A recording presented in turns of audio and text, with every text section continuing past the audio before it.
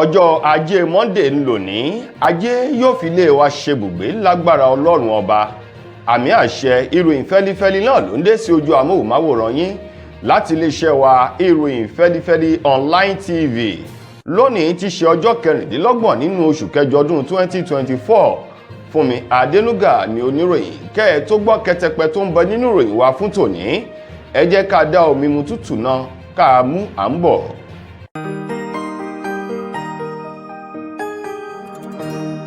Ìròyìn Feli-feli TV, àjààbálẹ̀ làwọn ìròyìn ti wà, máa wò lóòrèkóòrè.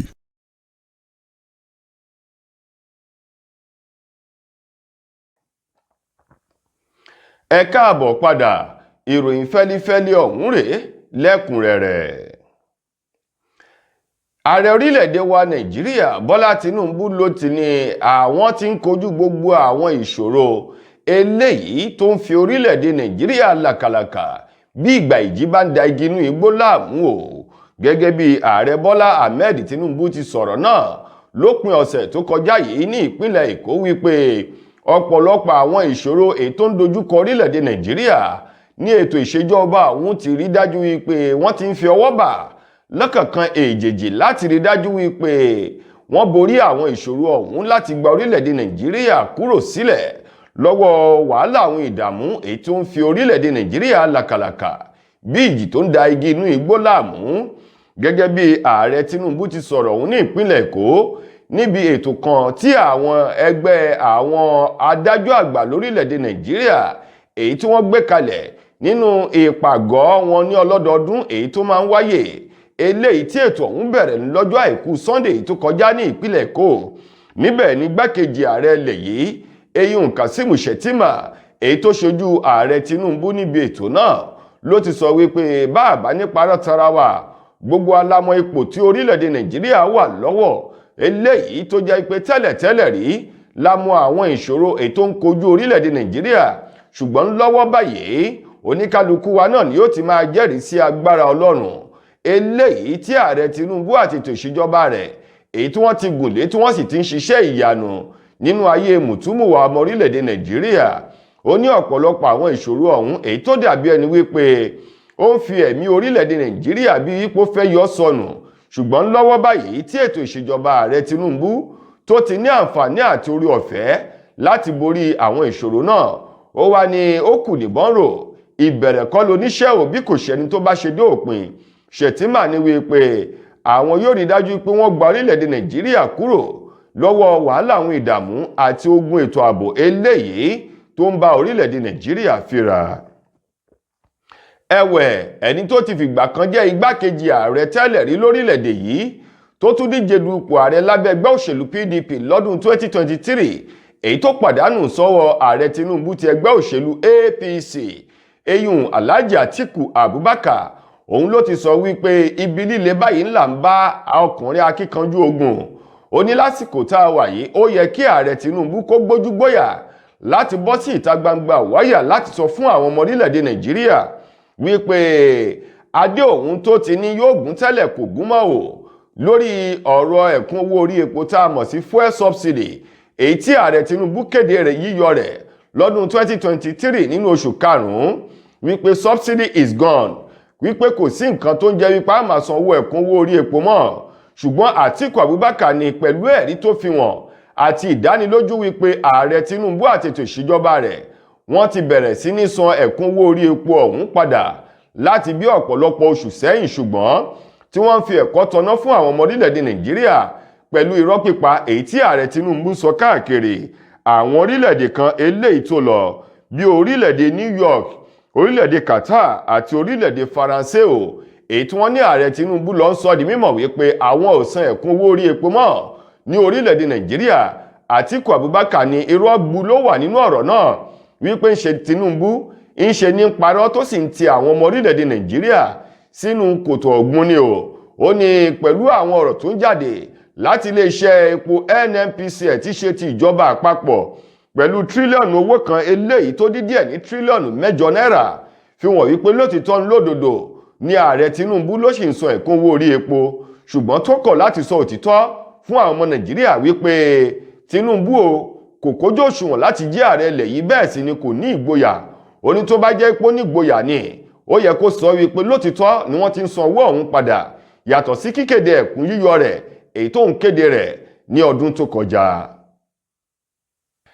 Iná mọ ọ̀rọ̀ ara ló ṣiṣẹ́ ọṣẹ́ ò ní ìpínlẹ̀ Èkó ní ọjọ́ Sunday tí í ṣe ọjọ́ 25 nínú oṣù kẹjọ ọdún tá a wà nínú rẹ̀ yìí ní ojúlé 14 oko bàbá eyín ní ìyànà eléyìí tí wọ́n ń pè ní àdúgbò kan tó ń pè ní Ìbàdàn ní Èbúté Mẹ́ta ní ìpínlẹ̀ Èkó.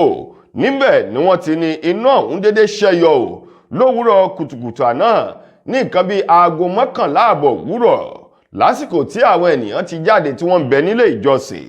Ilé alájà méjì ọ̀hún tí wọ́n ní iná ó wọ̀ èyí tó sì jẹ́ pé títí di nǹkan bíi aago 2 ọ̀sán àná kò sí ẹnikẹ́ni tó lè sọ pàtó ìṣẹ̀lẹ̀ ìjàmbá iná náà.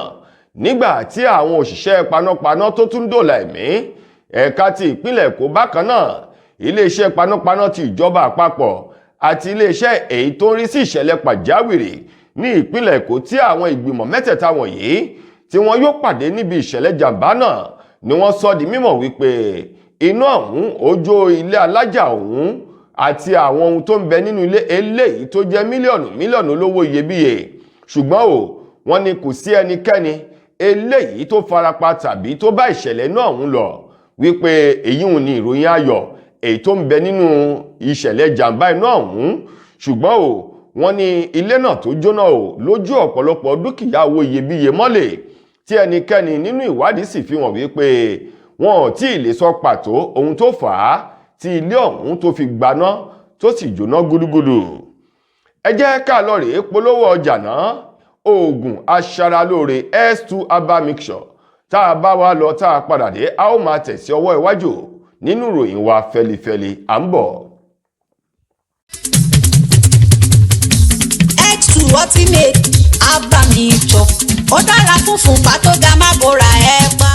Ébà ọ̀rọ̀ ẹ̀jẹ̀ òkèrè nínú ara mo gbà. Fún mo lè gòkè mo lè sọ àwọn ẹ̀dá láyé. La fi ń lagun tantan wípé tọ́jú ẹ̀jẹ̀ rẹ pẹ̀lú S2 ultimate herbal mixture. S2 ultimate herbal mixture. Egbòogi pọ́nbélé àpòpọ̀ fún ìtọ́jú ẹ̀jẹ̀ láì lọ́tí kankan rárá. Pẹ̀lú àbẹ̀wò àwọn ìjọba àti òǹtẹ̀ NAFDAC. It is absolutely good for the management of high blood pressure. Nílọ́gán tá a bá ti gbé S2 ultimate herbal mixture lura. Ní gbogbo ìṣòro ìfúnpá gíga, àìróorun sùn, orí fífọ́, ara yíyún, ẹ̀jẹ̀ ríru, hypertension, ìdọ̀tí àti kòkòrò ní ẹ̀jẹ̀ gbogbo wá dóhùn gbàgbé. Ilé-iṣẹ́ S2 Ultimate Holistic Spiritual Herbal Remedy International Limited ló ń ṣe 002 Park Street First Avenue Junction Ìdí-ẹrù Ayégún Road Ọ̀lẹ́yọ̀ Ìbàdàn Ọ̀yọ́ State. Bákan náà ló ti wà lọ́pọ̀ yanturu ní 1825 Olúyọ̀lé Shopping Complex New Garage Ìbàdàn tàbí Asorat Royal Plaza Asunlẹ̀ Junction off Akalawe Ìbàdàn. Fálàyé síwájú sí i tàbí tẹ́yìn gan bá fẹ́ jẹ́ alágbàtà fún wa káàkiri àgbáláyé lè pè tàbí kẹ́ WhatsApp +234 704 709 0153 tàbí +234 806 400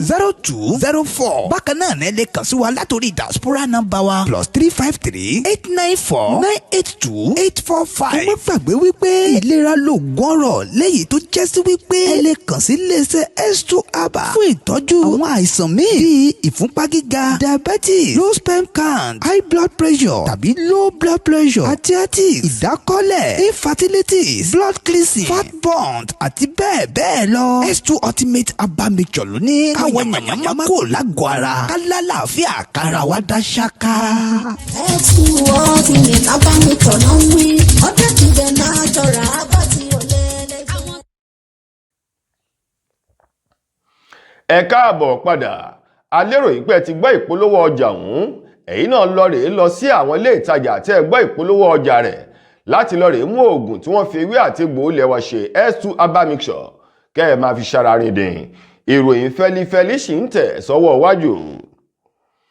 Ọkùnrin tí ń ṣe bí abo eléyìí tí a mọ̀ sí Bobrisky Idris Okunleye.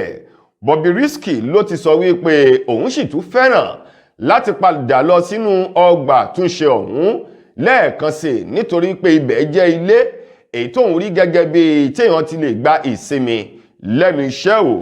Gẹ́gẹ́ bí Bobrisky ti sọ̀rọ̀ náà eléyìí tó sọ lórí ètò kan tí ìkan nínú àwọn adẹ́rìn-pòṣónù tí a mọ̀ sí Bèyù èyí tó ń ṣe níbi tó ti ń fi ọ̀rọ̀ wá Bobrisky lẹ́nu wò ní Bobrisky ti sọ̀rọ̀ hùn. Bẹ́ẹ̀ bá sì gbàgbé ọjọ́ 5 nínú oṣù kẹjọ ọdún 2024 tá a wà nínú rẹ̀ yìí ní Bobrisky gba ìtúsílẹ̀ kúrò nínú ọgbà àhámọ́ Kirikiri lẹ́yìn oṣù 6 pẹ̀lú ẹ̀sùn tí wọ́n fi kàn án wípé ó ń tẹ ojú owó náírà mọ́lẹ̀ báṣubàṣu lójú agbo kan eléyìí tó sì lòdì sí òfin orílẹ̀-èdè wa Nàìjíríà. Bobrisky èyí tó bẹ̀rẹ̀ ẹ̀wọ̀n rẹ̀ tó ti wọnú ọgbà àhámọ́ ní ọjọ́ 12 oṣù kẹrin ọdún 2024 tá a wà nínú rẹ̀ yìí ló jáde lọ́jọ́ 5 oṣù kẹjọ ọdún 2024 ló tẹ̀síwájú lórí ètò ibi tí Bèyù ti ń fi ọ̀rọ̀ wá lẹ́nu wò. Bobrisky ni ẹni tó bá ń ṣiṣẹ́ dédé ó yẹ kó ní àsìkò ìsinmi àti ìgbádùn. ó lẹ́ kúkú ti mọ̀ wípé lọ sókè lọ sódò eléyìí tí ìjẹ́ kọkùnrin ní nǹkan láyà ṣùgbọ́n tóun ti ní báyìí ó ní ara sì ń fẹ́ ìsinmi. ó ní òun sì ní ìfẹ́ láti padà lọ sí ọgbà ẹ̀wọ̀n láti lọ rí fún ara ní ìsinmi. ó lóun rí ọgbà ẹ̀wọ̀n ọ̀hún gẹ́gẹ́ bí ààyè téèyàn ti lè sinmi, téèyàn ti lè fún ara ní ìsinmi pẹ̀lú ìfọkànbalẹ̀ tí ò sì sí ẹnikẹ́ni tí ó máa da onítọ̀hún láàmú. ó ní òun sì ń retí láti tún ṣe àwọn ẹ̀ṣẹ̀ kan èyí àbí ọ̀nà tóun yóò gbà láti lọ rèé sinmi nínú ọgbà ẹ̀wọ̀n gẹ́gẹ́ bí Bobrisky bó ti sọ ọ̀rọ̀ ọ̀hún bóde nínú ìròyìn tó jáde lówùúrọ̀ ti tòní.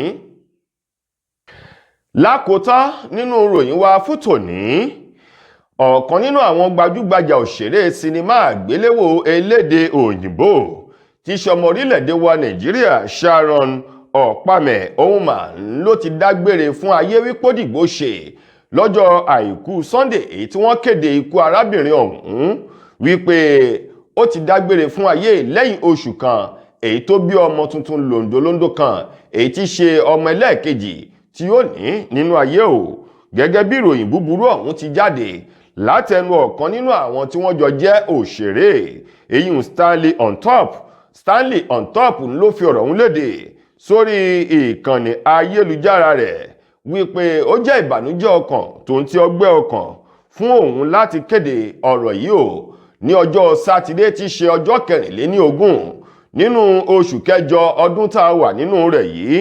ọjọ́ sátidé ọ̀hún tí ṣe ọjọ́ 24 nínú oṣù kẹjọ ìmà ní Stanley ló fi ọ̀rọ̀ ọ̀hún sórí ìkànnì òpó ayélujára rẹ̀ wípé pẹ̀lú ìbànújẹ́ ọkàn àti ọgbẹ́ ọkàn lòun fi ń kéde ikú arábìnrin Sharon Ọ̀pamẹ̀ wípé ó ti dágbére fún ayé lẹ́yìn àìsàn belenja kan. oṣù tó kọjá lọ́hùn-ún ló sì bímọ sí ayé tí í ṣe ọmọ ẹlẹ́ẹ̀kejì.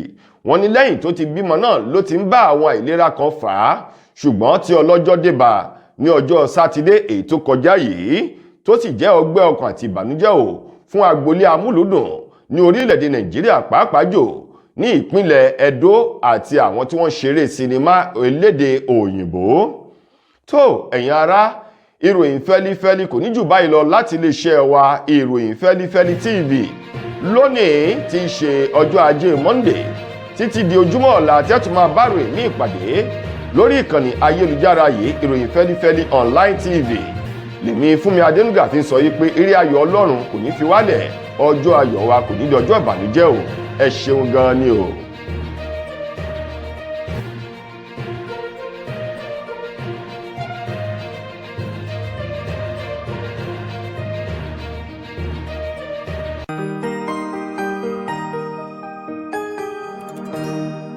Ìròyìn Feli-feli TV àjààbálẹ̀ làwọn ìròyìn ti wà máa wò lóòrèkóòrè.